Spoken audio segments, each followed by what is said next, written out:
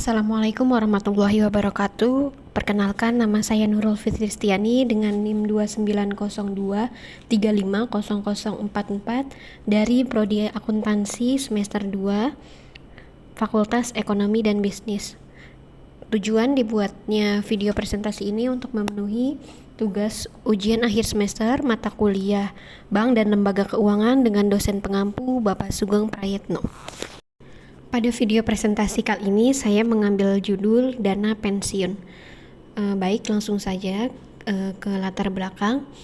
Pensiun adalah sebutan bagi orang yang sudah tidak bekerja lagi karena masa tugasnya sudah selesai atau karena usianya sudah lanjut. Seorang yang pensiun biasanya mendapatkan hak dana pensiun. Pengertian dana pensiun adalah dana yang dikumpulkan oleh perusahaan sebagai hak seorang pensiunan dari perusahaan tersebut. Dana pensiun biasanya berupa uang yang dapat diambil setiap bulan atau diambil sekaligus pada saat seorang memasuki masa pensiun. Dalam istilah lain, pengertian dana pensiun adalah dana yang dihimpun oleh suatu perusahaan atau serikat pekerja atau badan usaha milik pemerintah atau organisasi. Tujuannya untuk membuat cadangan dana sebagai pembayaran pensiun bagi pegawainya yang telah memasuki masa pensiun. Selanjutnya, definisi dana pensiun. Dana pensiun merupakan salah satu lembaga keuangan bukan bank di Indonesia yang mempunyai aktivitas memberikan jaminan kesejahteraan pada masyarakat, baik untuk kepentingan pensiun maupun akibat kecelakaan. Dengan adanya dana pensiun yang dikelola oleh sebuah lembaga, maka setiap bulan atau waktunya ia akan terus mendapat memperoleh uang pensiun atau minimal sejumlah uang pesangon yang akan membantunya untuk bisa memakainya atau menginvestasikannya pada tempat yang memiliki nilai profitable. Profitable artinya berinvestasi pada tempat yang nilai finansialnya akan terus mengalami kenaikan. Termasuk bisa saja ketika pensiun, ia bisa membuka usaha, apalagi dalam usia pensiun yang masih berumur 56 tahun atau 58 tahun. Tentunya ini usia yang masih tergolong sehat dan produktif untuk angka harapan hidup rakyat Indonesia. Untuk saat ini yang sudah jauh lebih sehat dibanding pada masa dahulunya. B. Tujuan penyelenggaraan dana pensiun. Fungsi dan tujuannya dana pensiun tentu sangat dibutuhkan untuk menunjang kebutuhan hidup seorang di masa tua atau ketika tidak lagi bisa bekerja dengan baik. Manfaat dana pensiun sangat besar, karena itu setiap orang perlu menyiapkannya jauh-jauh hari. Semakin awal menyiapkan dana pensiun, maka itu lebih baik. Adapun undang-undang yang mengatur dana pensiun adalah Undang-Undang Nomor 11 Tahun 1992 tentang dana pensiun. Dengan adanya undang-undang tersebut, siapapun dapat memiliki program pensiun. Fungsi dana pensiun adalah memberikan jaminan di usia pensiun atau saat usia tidak lagi produktif untuk bekerja. Secara umum, ada beberapa tujuan dilakukannya penyelenggaraan dana pensiun, yaitu yang pertama bertujuan untuk memberikan kenyamanan pada hari tua, yang kedua membangun sikap persaudaraan dan kekeluargaan, ketiga membangun sistem manajemen kinerja yang sistematis, keempat membangun image positif. Ketika sebuah perusahaan mampu menyelenggarakan program dana pensiun kepada seluruh karyawannya, maka kondisi ini jelas akan memberi keyakinan kuat kepada stakeholder dan stakeholders tentunya. Stakeholders adalah mereka yang memiliki sejumlah dana yang dititipkan pada perusahaan untuk dikelola dan diberikan keuntungan, seperti dalam bentuk saham, stok, atau sejenisnya. Sementara stakeholder adalah banyak jenis seperti supplier, pemasok, mitra bisnis kreditur, pemerintah, karyawan perusahaan, konsumen, dan masyarakat. C. Tipe dan asas dana pensiun. Ada dua tipe dasar dari dana pensiun dan digunakan secara luas.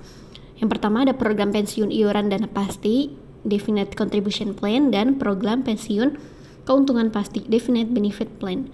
Dalam program pensiun pasti, sponsor program pensiun hanya bertanggung jawab untuk membuat atau menetapkan kontribusi iuran dalam jumlah tertentu ke dalam program pensiun atas nama peserta pensiun yang memenuhi syarat qualifying employee.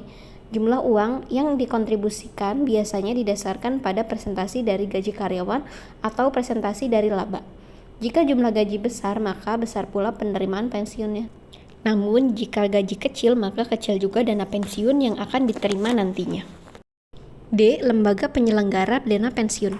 Dana pensiun bukan hanya dapat dimiliki oleh pegawai negeri sipil atau pegawai pemerintah lainnya.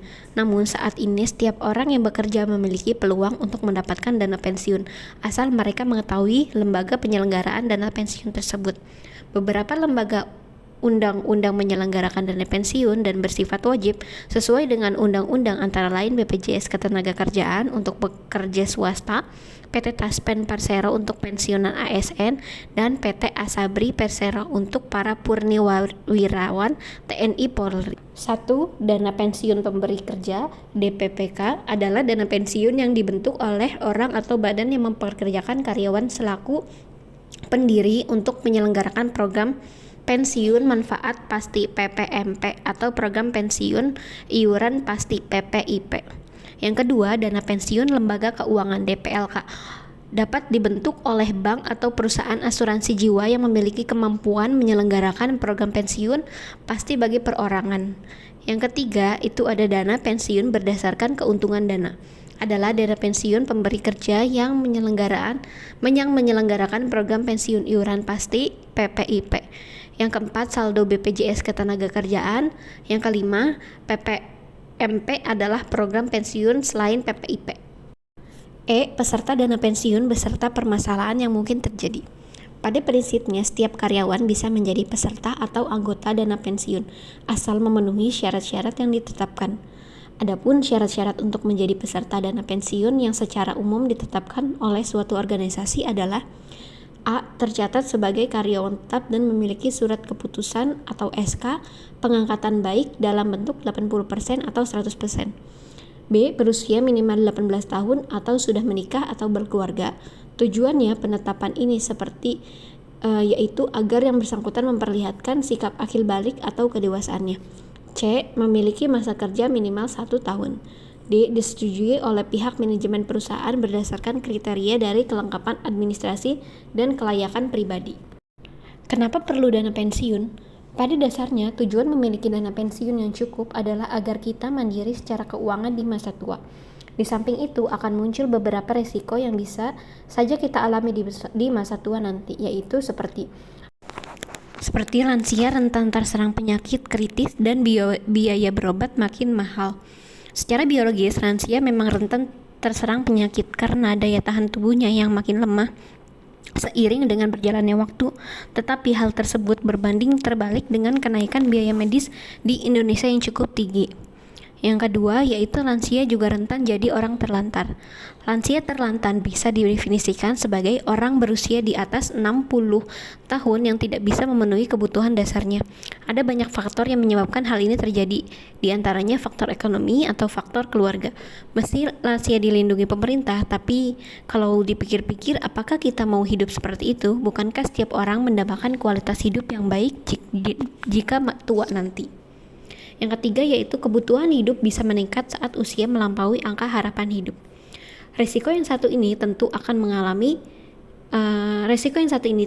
dialami oleh semua orang karena tak ada yang pernah tahu pasti kapan dirinya akan berpulang.